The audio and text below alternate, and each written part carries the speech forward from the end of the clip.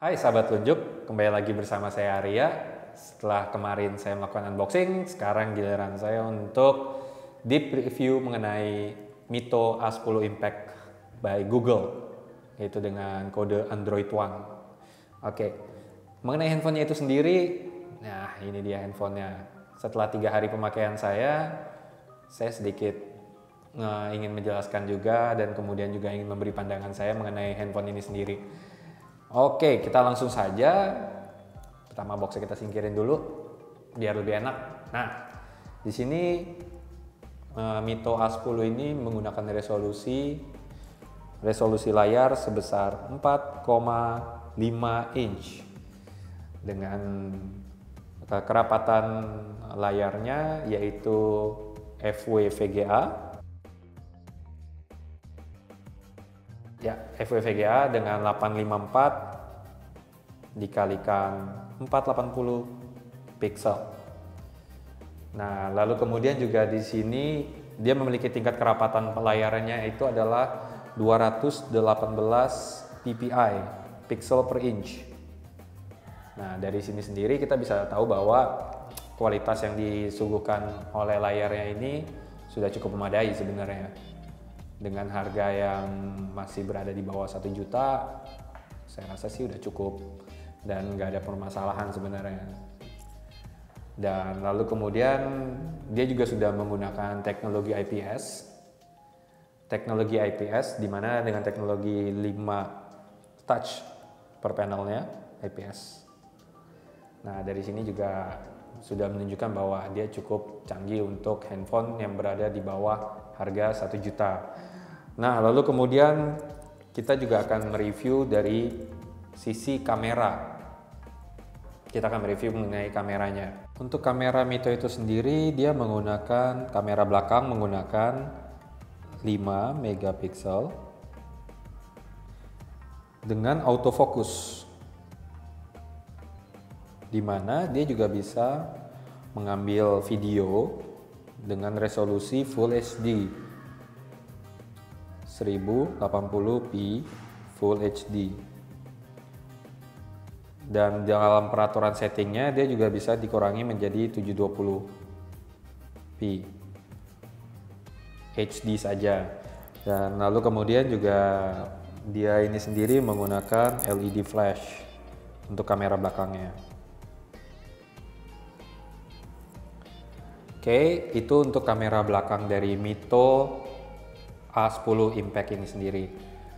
Dan lalu kita beralih ke kamera depannya, dimana seperti kita ketahui dia juga memiliki kamera depan.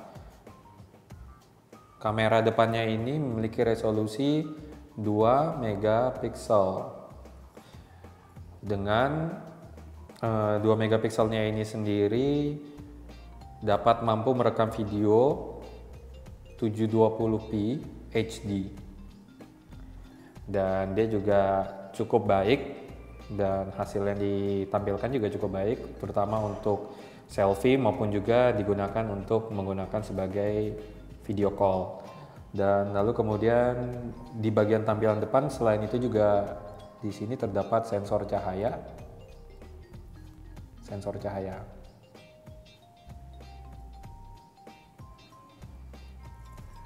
Oke, di smartphone Mito Impact A10 ini dia menggunakan chipset dari MediaTek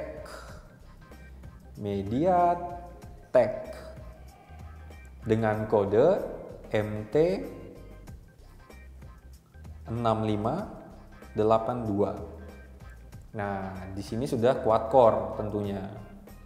Menarik karena dengan harga begini, dengan spesifikasi HP low end, tapi kita sudah mendapatkan quad core ARM Cortex A7. Nah, lalu berkecepatan 1,3 GHz.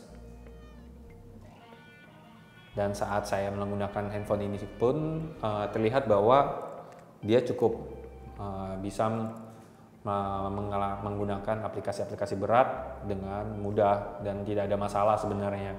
Dan saat dia menggunakan fitur multi view dan multitasking pun tidak ada masalah sebenarnya. Dan lalu kemudian juga di sini dia didukung oleh RAM sebesar 1 GB. Nah, dengan chipset quad core-nya, lalu dengan RAM 1 GB, dan kemudian juga dengan grafis dari Mali 400 MP2, dia sudah kurang lebih cukup handal dalam menjalani aplikasi yang membutuhkan grafis yang berat. Karena itu juga cukup menarik, karena jarang banget ada handphone di bawah harga 1 juta bisa mendapatkan spesifikasi yang cukup handal seperti ini. Nah, lalu juga dia menjalankan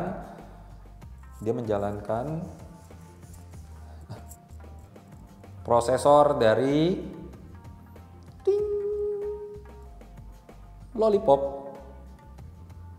5.1. 5.1 ini menjadi yang pertama di Indonesia, karena sejauh ini handphone flagship lainnya, terutama handphone yang mendapatkan update langsung dari Google sekalipun, sampai sejauh ini baru masuk dalam 5.0.2. Nah, tapi saat ini di Android One Mito ini dia sudah mendapatkan 5.1. Dan cukup menarik sebenarnya dengan Google proyek Android One-nya ini langsung memberikan kita update terbaru yaitu 5.1. Dan dengan Lollipop, lalu kemudian dengan prosesor serta RAM-nya cukup banyak, melihat bahwa handphone ini cukup sangat andal untuk menjalankan tugas sehari-harinya dalam menjalankan aplikasi. Lalu kemudian dia juga menggunakan internal memory. Internal memory dia adalah 8 GB. Nah, lalu kemudian juga dia dapat menggunakan micro SD hingga 32 GB. Oke, ini gambar micro SD ya maksudnya. Micro SD 32 GB ya, tapi tentu saja sebenarnya hingga 64 GB pun tidak ada masalah. Tapi ya secara manual dia hanya menggunakan maksimal sampai 32 GB. Tentu dengan menggunakan 64 GB dirasa tidak ada masalah, tapi hanya saja kinerjanya nanti akan lebih berat saat kita menggunakan memori 64 GB. Oke, terus kemudian sisanya adalah dia memiliki juga dual SIM. Nah, SIM yang di dalamnya ini adalah micro SIM. Ada 2 micro SIM, lalu kemudian juga dia memiliki Bluetooth. Kemudian juga dia memiliki micro USB di bawah sini. Micro USB. Setelah itu juga dia memiliki antena Wi-Fi. Dan kemudian juga dia memiliki GPS. Dan menariknya adalah dia juga sudah mengadopsi 3G atau HSPA. Dan kemudian juga baterai yang ada di dalam sini adalah menggunakan baterai dengan kekuatan 1780 mAh. Dia menggunakan kamera stok dari Android, Google Kamera, dan hasilnya juga terbilang cukup bagus. Dapat bisa kita lihat hasilnya juga cukup bagus, cukup terang dan tidak ada masalah sepertinya. Dalam penggunaannya pun juga sangat mudah. Dan lalu kemudian setelah Photosphere ada juga mode panorama. Nah, panorama ini juga cukup menarik karena biasanya kita nemu ini di handphone dengan harga ya sebenarnya cukup flagship ya, untuk handphone flagship aja, jadi harganya yang cukup mahal. Tapi di sini dengan berkat bantuan dari Google Kamera kita sudah mendapatkan fitur itu. Lalu kemudian juga ada lens blur. Oke, lens blur ini dimana kayak mungkin istilah fotografinya adalah kayak bokeh foto gitu, dimana ya kita bisa menggunakannya untuk mencari fokus yang mana yang terbaik, apakah kita akan ingin fokus di bagian depannya atau kita ingin fokus di bagian belakangnya. Jadi seperti itu contohnya. Nah, lalu kemudian juga di sini kameranya. Nah, kamera ini sendiri bisa disetting di mana di sini manualnya ada timer, ada flash. Lalu kemudian juga kita bisa menampilkan grid atau tidak. Kita bisa menampilkan gridnya atau tidak. Lalu kemudian juga di sini ada HDR, High Dynamic Range. Lalu kemudian juga flashnya bisa kita auto fokus, maksudnya di auto flash, atau flashnya akan nyala terus, atau tidak menggunakan flash sama sekali.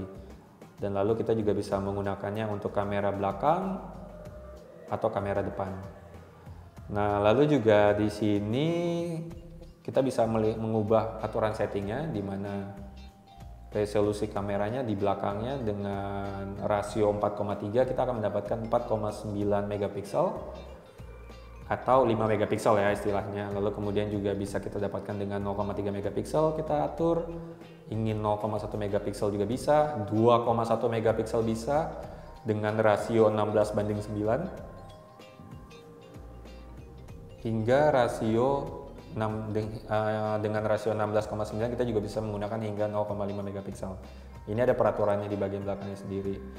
Nah, lalu kemudian juga untuk front kameranya dengan rasio 4,3 kita akan mendapatkan resolusi 2 megapiksel dan bisa diatur-atur hingga hanya sebatas 0,5 megapiksel dengan rasio 16:9.